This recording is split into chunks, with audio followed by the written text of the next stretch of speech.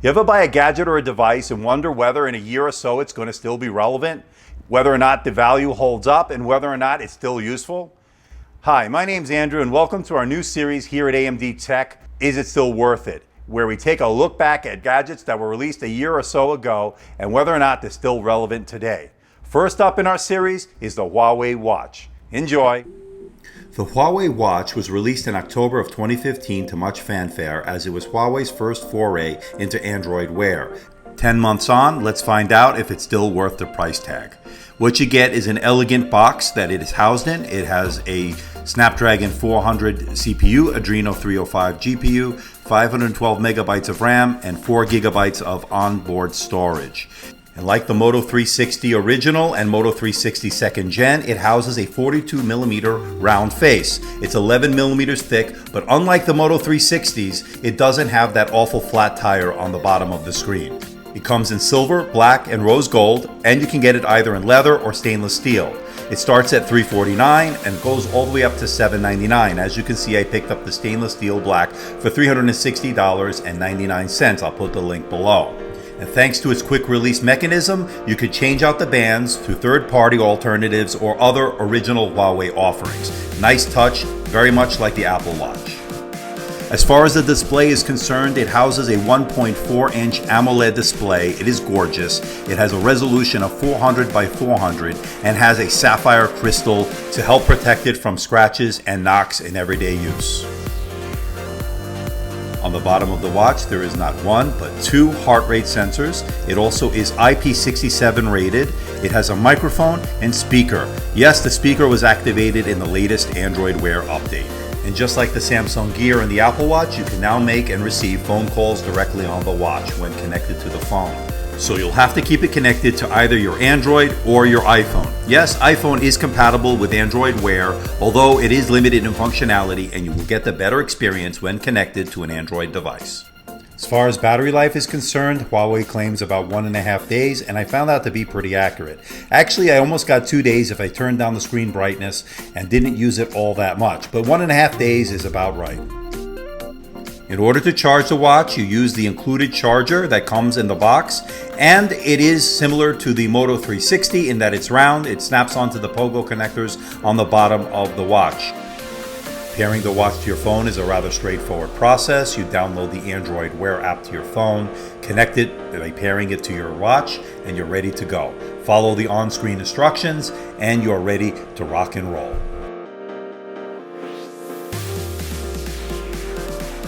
Android Wear has gone through some revisions since its first iteration, through some updates, and now there are some added functionality and changes to the Android Wear user interface.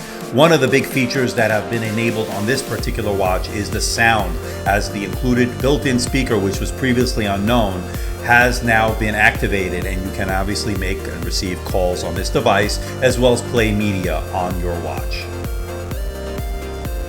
And with Android Wear 2.0 right around the corner, you can actually run the developer preview right now. I will eventually get to putting that on this device, and I will report my findings when I do so. But when Android Wear 2.0 is released, it will be released with some additional functionality and an overhaul of the UI. Too much to go into right now, but suffice it to say there are major changes coming to Android Wear, and I think this device in particular will benefit from them.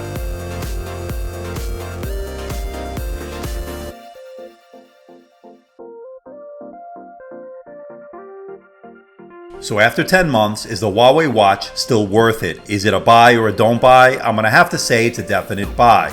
I love its elegant look, its beautiful AMOLED display, that it can be read indoors and outdoors, and I like the fact that it is excellent build construction and just very elegant looking overall. I think this watch has held up well over time, and with Android 2.0 around the corner, it's just going to get better. And I love the fact that it has the built-in speaker, which allows you to make and receive phone calls. Is this a must-have gadget? Is this something like your smartphone that if you left it at home, would you go back and get it? The answer is no. But that's not an indictment on the Huawei watch itself, that's an indictment on smartwatches in general. They're just not a necessity, they're more of a luxury. And that's exactly what the Huawei watch is. It's a luxury timepiece that you can put on your wrist that's held up well over time.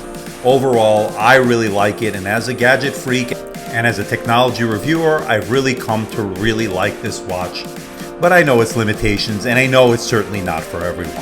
But I certainly like having this on my wrist, and it certainly gets a lot of looks from other people. Bottom line, it is a head turner. And oh yeah, is it better than the Apple Watch? Well, that's a story for another day. So what do you think about the Huawei Watch? Do you think it's still relevant? Do you think it's a good value with its dropping prices? I think it is, but I'm curious to see what you have to say about it. Leave a comment in the comment section below and let me know.